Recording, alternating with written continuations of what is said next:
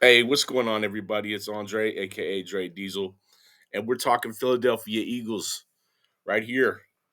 All the way from California. That's where I stay, but been a long time Eagles fan. So today, what I wanted to do is do an early prediction on our standings and our record for the 2024 season. I mean, don't nail me to the wall about this, guys. I know that it's super early, and it's there's a lot of factors that are just unknown. But what I did is I took the last couple days and really tried to work on this on my downtime to get you guys the most information I could about what we know up until this point, right? So I went in ahead and I looked at the key additions, the draft picks, and also wins and losses, and the defensive and offensive rankings of each opponent. So hopefully this video will give you guys a better idea of how we're going to look as the season goes, and maybe some other information too, maybe you weren't aware of, because like I said, it did take me a couple of days to get this stuff together for you guys. So anyway, let's get into it. Video number two, early predictions for the schedule for the Philadelphia Eagles. So this is all assuming that the team comes out hitting the ground running. Week one, we've gelled, we've built up chemistry with our new pieces, and then we go into Brazil, right? And we got to see Packers 9-8, September 6th at 8:15 p.m. in Brazil on Peacock. So their defense was ranked 28th against the rush, 11th against the pass. Okay, and then their key additions on defense were Xavier McKinney, um, and also in the draft they picked up offensive tackle Jordan Morgan, Edrin Cooper, my guy, man, they stole him, and top safety in Javon Bullard. And actually, Green Bay went real heavy on safety. I think they drafted like three safeties. Um, and also, okay, and then the offense for the Green Bay Packers was ranked 14th in the pass, 15th in the rush. So that puts them about middle of the pack. Um, Key additions were, of course, Josh Jacobs, right? And then they had some losses on their offensive line, though, with John Runyon and Bakhtiari. And then, of course, bringing in Josh Jacobs to fill in for the loss of Aaron Jones. So I have written down here the Packers are a scary team with nothing to lose again this season, as I'm sure they will be underdogs to take the NFC North away from the Lions. So they've still got the Lions to deal with in their division, and got to play them twice a year. The rest of their division, I don't know, could be tough, couldn't be, but you know, this first game is a little scary. It's a little scary. I couldn't tell you which way it's going to go, but assuming we are gelling and doing our thing, getting into the first week of the season, I think that we go in here, spend some time in Brazil, get ready for the climate, get ready, for the atmosphere, go in there in our all black jerseys, and it could be a win or a loss, guys. But on this one, you guys probably hate me for this, but I'm going to put down an L here. And you'll see why later on. I'm not afraid to put an L here later on in the video. Okay, so then moving on to the 7-10 Falcons on Monday Night Football, September 16th, 8:15 p.m. at home. So we've had 10 days off at this point, right? Um, and so that's like a mini bye after our first game. So then there the Falcons offense was ranked 31st against the pass, not doing too great there. They had a guy there that just didn't pan out, and then ranked ninth though actually with Bijan Robinson at in rushing, ninth in rushing, and their key additions on offense were wide receiver Mooney from Chicago, wide receiver Rondell Moore from Arizona, and of course they picked up Penix in the draft and signed Kirk Cousins. So there will be a new quarterback this year for the Falcons. Defense, they were ranked seventh, surprisingly, against the pass with 3,707 yards, and 20th in against the run though with 2,031 yards. Falcons did well in the draft and defense, although all rookies. The signing of Ahoro and Borlis at defensive tackle, Bertrand at linebacker, who I think was a steal in the draft, and Trice at edge which was considered a top five at the position in the draft. All four of these guys are good picks. I mean, and they could step up immediately and cause problems for the NFC. So, it's going to be a new look Falcons to be sure. The Falcons and Commies are two teams that we play that make that have made a ton of changes and are wild cards this year. It's hard to put a finger on what they're going to do, but I don't think Atlanta will be up to snuff week two to beat us. First true home game of the season with our green jerseys in our John at home, baby. That's a win.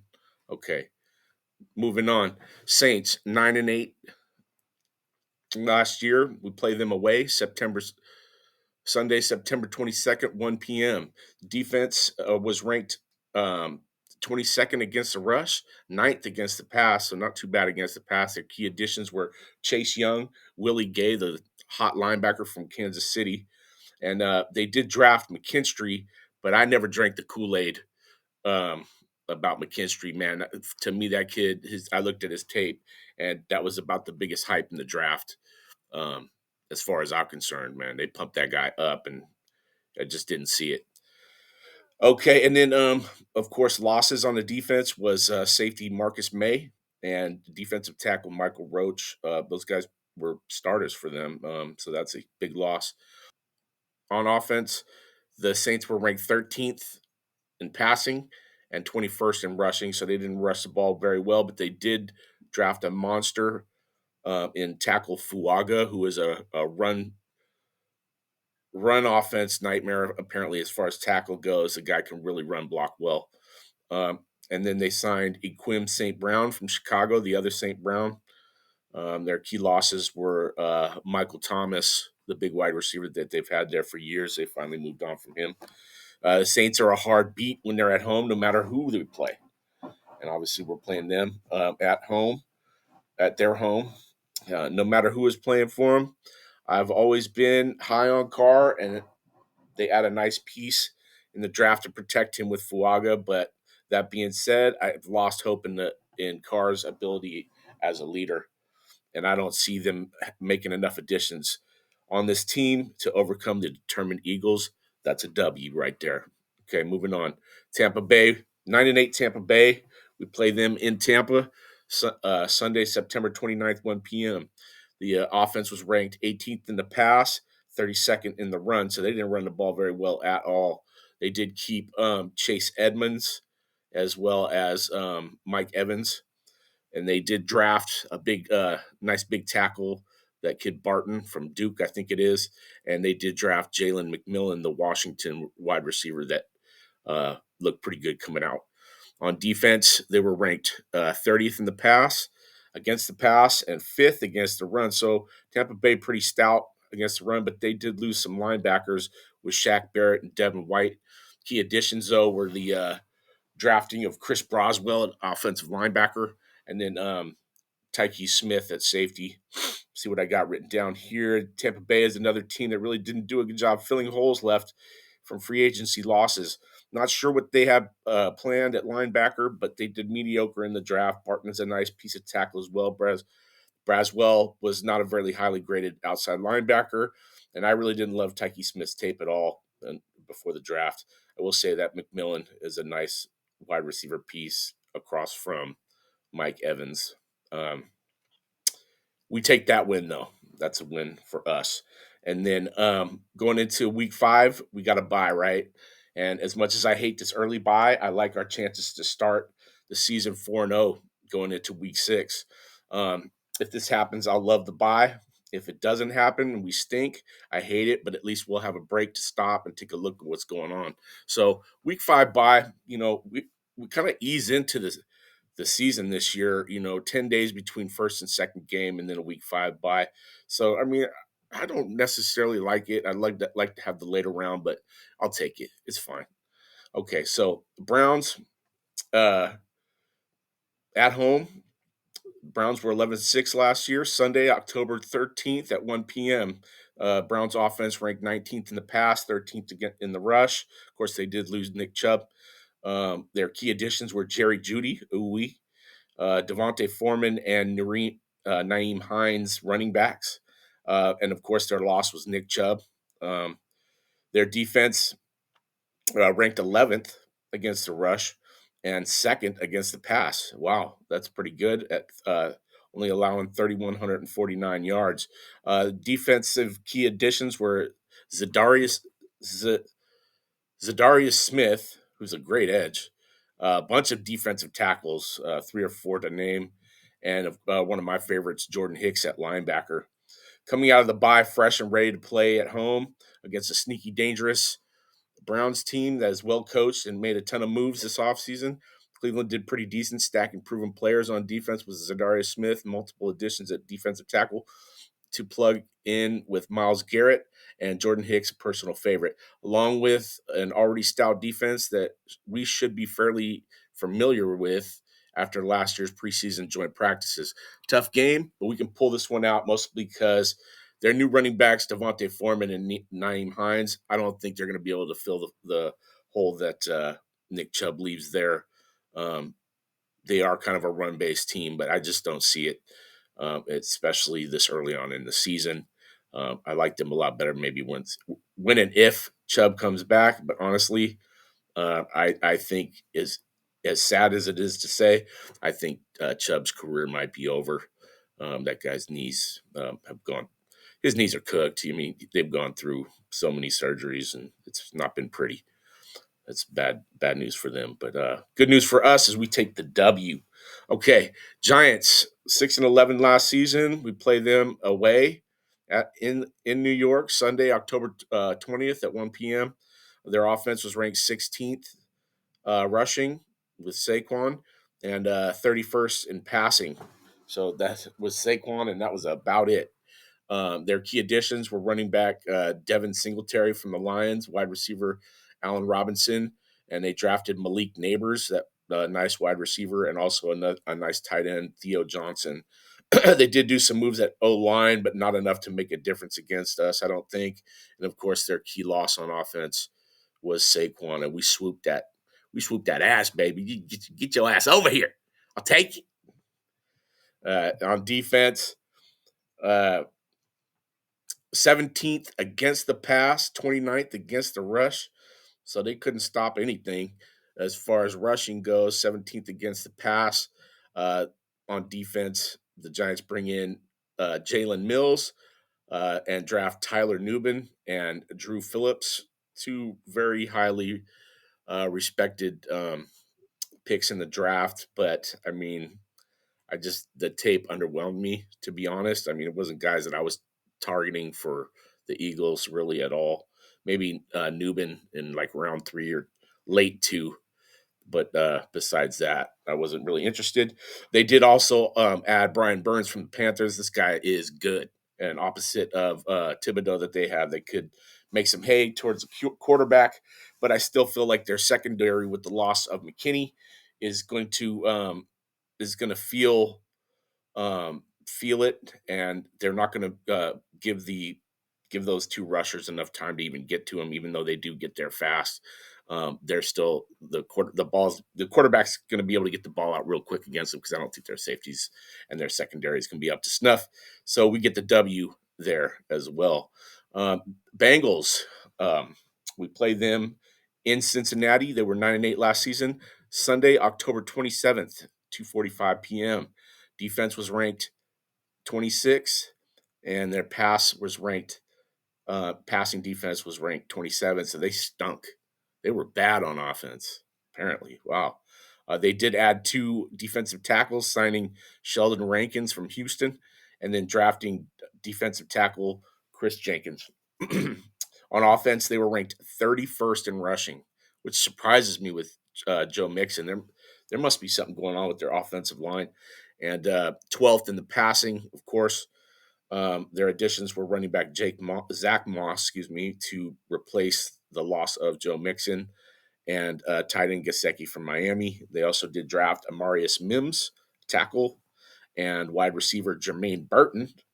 And like I said, they lost Joe Mixon, which I think will hurt them. Zach Moss won't play to his level. The Bengals have my favorite duo besides our own with Jamar Chase and T. Higgins. Burton could make this a nasty wide receiver trio, but apparently Jermaine Burton is an off-field problem So who knows? They tried their best to shore up the trenches and draft picks at DT and offensive tackle, but not sure it's enough to elevate them over us. And we're coming off a bye, right? No, that's Cincinnati's. No, no, yeah. So yeah, I don't think that uh, we're gonna lose against the Bengals, even though it is in Cincinnati. Um, I think we come in there rocking. All right, Jags. 9-8 last year. We played them at home November 3rd. Sunday night football, baby. 8:30 p.m. Offense. Their offense ranked 8th in passing, 22nd in rushing. So they threw the ball a lot. Their defense ranked 26th against the pass, 10th against the rush. So they're a little pretty good against the rush there. Jags are sneaky 9-18. Biggest loss I can see that they had this year was Zay Jones, wide receiver, on offense. But they still have Christian Kirk, and they filled Jones's shoes nicely with additions of Devin Duvernay and Gabe Davis, as well as a draft pick Brian Thomas Jr.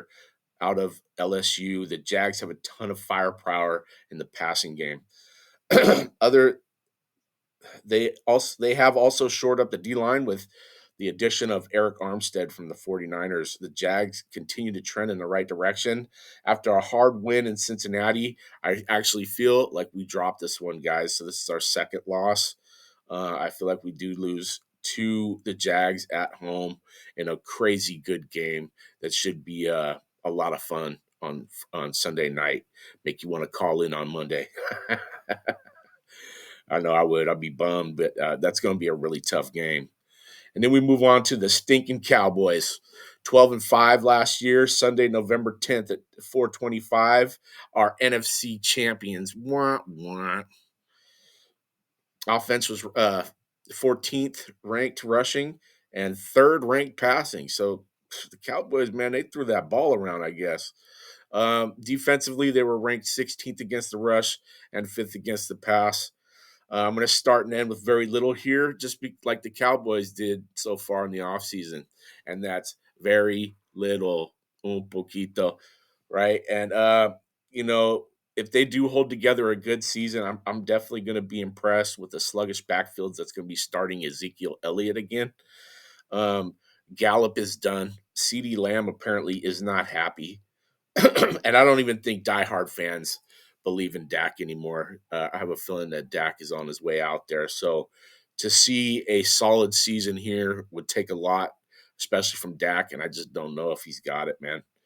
Um, so I will say that they're probably self-destructing, but let's say something nice about the Cowboys, I guess. They're good in the passing game on both sides of the ball, ranked third and fifth. Um, but we go into Dallas and we take the shine out of all their stars with a W. Right. Uh, Washington coming up next. They were 4-13 last year. We played them at home. Thursday night football, November 14th, 8:45. We just played the Cowboys 4 days ago, and we got to go host the Washington Commies, that I like to call them. And look, I'm not going to waste your guys' times and mine at telling you everything and all the moves that the Commies did. Man, they did a ton of stuff. Let's just put it that way. And a lot of it was really good. A lot of it could be actually really scary if they can figure out how to get that team together and get their shit together there. You know, on paper though, they're looking pretty good. Excuse me. And then so yeah, they're trending up, I would say. But to be honest, with so much unfamiliarity going on there, I expect their wheel of progress to remain squeaky throughout the season as they try and figure out a way to bring that team together. So I think that we get the win just on that alone. And to be honest, you know, um, I think if they do get it together, it might make our second matchup with them pretty difficult. So, I'm going to leave this one to you guys.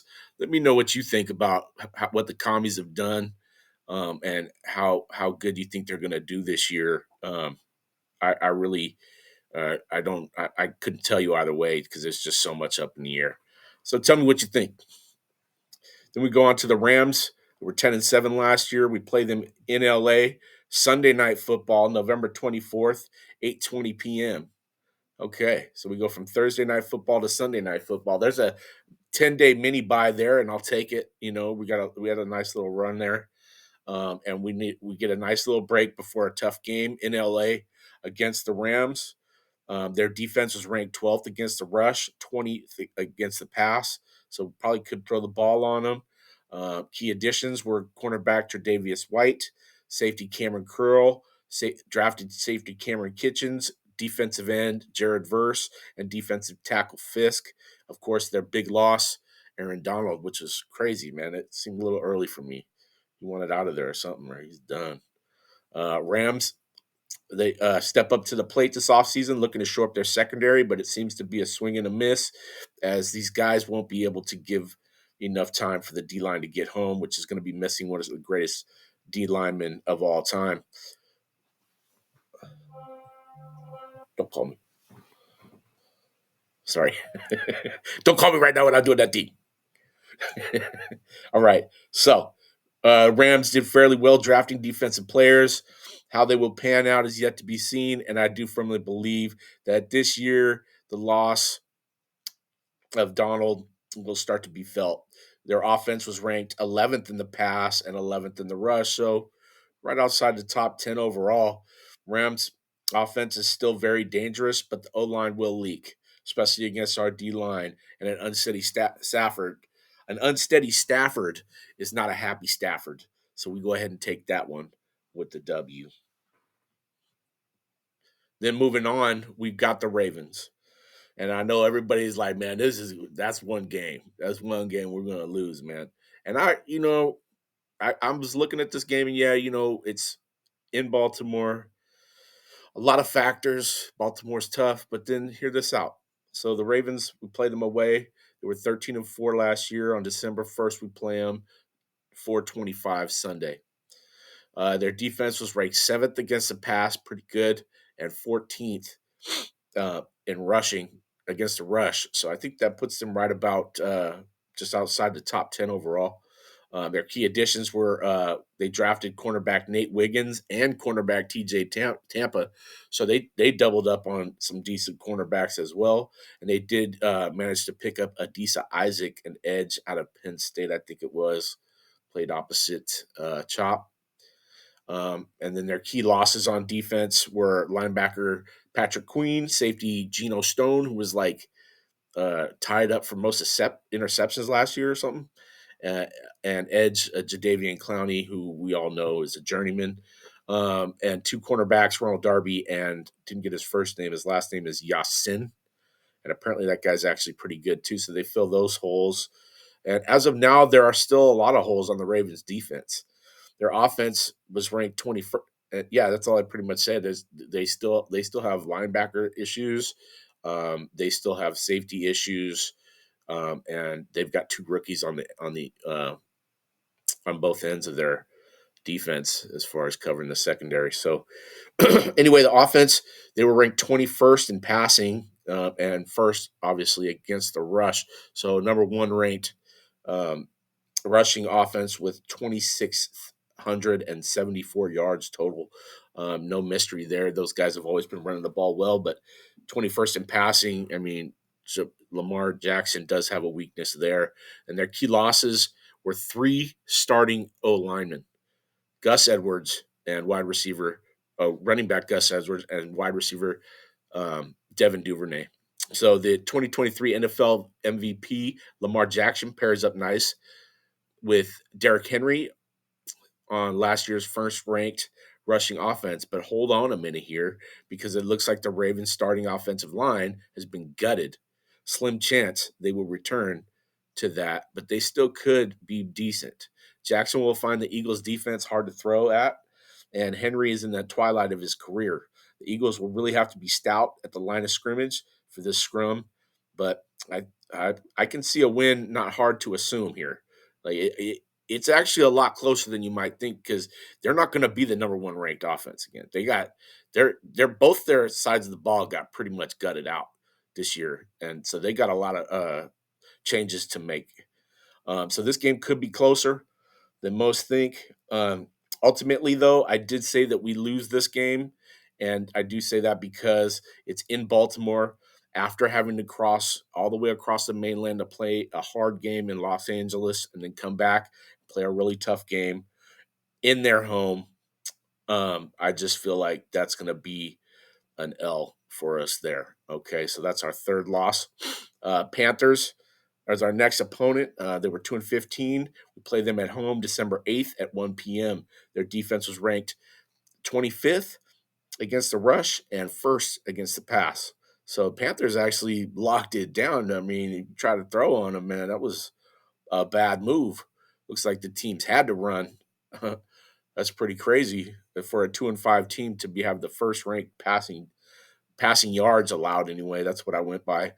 Okay, so they added their defense added edge Jadeveon Clowney, but then they lost Brian Burns, and that's a big loss. That guy's perennial, like he's pretty much top of the position in the NFL, I'd say.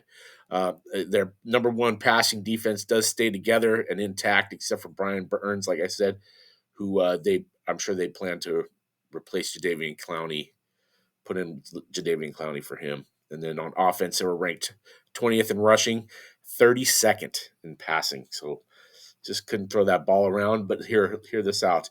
In the draft, they made some key additions, and these are nice draft picks. Wide receiver Xavier Legette, running back Jonathan Brooks, who was like the number one rated one, and then tight end Jatavius Sanders. And ultimately, I'm going to say, the Panthers organization, they're in turmoil, man. They're just I don't know what's going on there, but they have so much talent, and it's not happening for them. I'm not sure what's going on. Maybe that it's just the organization isn't run well or something. I don't see them doing very well again this year, even after a solid draft of three top rookies at three positions on offense with Xavier Legette, Jonathan Brooks, and Jatavius Sanders at tight end. Those three picks alone are scary. So the Panthers will be putting up more points this year without a doubt. To me, I got a little bone to pick with the Panthers. They did my boy Frank Reich wrong, I feel like. And I have a feeling that they're going to learn to see the error of their ways, especially when the Eagles come to town. That's another W right there. Okay, Steelers, home. We played them at home. 10-7 was their record last year. I didn't write down the date. Defense is 18th against the pass, 19th against the rush. So not very great. Um, let's see here. Last year, uh, with mediocre play against a tough division, they were sneaky 10-7. And one thing I'll never do is underestimate Mike Tomlin, man. But we have an ace in the hole, having their starting quarterback from last season on our roster with small hands Pickett, and should provide a ton of insight on what we need to do to win this game against a Steelers team that I honestly have no idea how they will turn out. I'm actually a fan of Justin Fields, and I imagine he will play quite well in Pittsburgh, along with a nice little signing at linebacker, Patrick McQueen, and a steal in the draft with Peyton Wilson. Man, if that guy could stay healthy, McQueen and Wilson could wreak havoc from the linebacker position. Uh, along with some great picks on offense, as well as shoring up their O line and stealing our pick with tackle Troy Fatano. I know the Eagles were that was their number one plan was to get that guy, and man, they went and stole that guy. That's all right, whatever. It's all fair. Troy Fatano, who I'm sure the Eagles were eyeing in the first round, as well as they got the wide receiver from Michigan, Roman Wilson, and center Zach Frazier from Michigan as well. Two just nice little picks there. The Steelers should have a scary backfield on defense and improved offensive line. And let's not underestimate Najee Harris. The dude is just that good. Not hard to see the Steelers improving on their record this year from 10-7. It's going to be a tough game. We're at home, so I'm going to say we win this one just purely on home team. Let's go, 12th man. You better be there. Okay. Next, we go to Washington again. This time we go there, or we see Washington again. We go to Washington, and this game scares me a little bit. If the hodgepodge throw together team finds a way to get some chemistry going, the commies could be very good. This could be a loss very easily if they start to gel late in the season. So I'm going to give this one the odd loss because you always know there's just one odd loss that's everybody scratching their head and they're like, how do we lose that? We go into Washington and somehow we drop the ball for one. So that puts us at 4 losses. Then we go to Cowboys again. This time, or excuse me, Cowboys come to us this time, and yours truly will be there in the house, section 221, row 7. Let's go. I'm ready, baby. It'll be my first game in Philly. Living in California, I always wanted to go out and actually see a game, and it's got to be against Dallas if I'm going to see a home game. So we're going to make it happen this year. And I'll be there. And if the commies or the cowgirls wanted to push us for the division, I feel that when, not if, but when we win this game, we will win. We should close the door on all the other teams in the NFC East. And as the dust settles, we will be locked in as the NFC East champion, Philadelphia Eagles. Thank you very much. Check the new hat. You gotta love the new draft hat. That was pretty sick. I got it right there. Look at the bell. And a Super Bowl. Okay. And then, so that's going to be a W. And then the last game's against the Giants. Um, I'm just going to imagine that it's going to be a tight race at that point. That puts us at 12-4. So that last win to put us at 13-4, I have a feeling will have us in a tight race for the conference championship. So slim chance that we get to rest guys for this one, maybe a couple. Ultimately, I think Saquon gets to come in and moonwalk all up and down that Giants' ass, baby. I'm sure he won't uh, want to be out of that game at all. Um, so anyway, that puts us at 13-4. Hit me in the comments, guys. Let me know what you guys come up with as far as your early predictions. I did try to do my best to get a bunch of knowledge here. I hope that I was able to convey that stuff to you guys properly. This is only my second video doing this. I'm going to officially start calling this the Cali Eagles show, California Eagles fans show. So, anyway, if you guys like, please leave comments, subscribe, hit that like button. Let's see if I'm doing well at this. And I really appreciate you guys' time. Go Birds.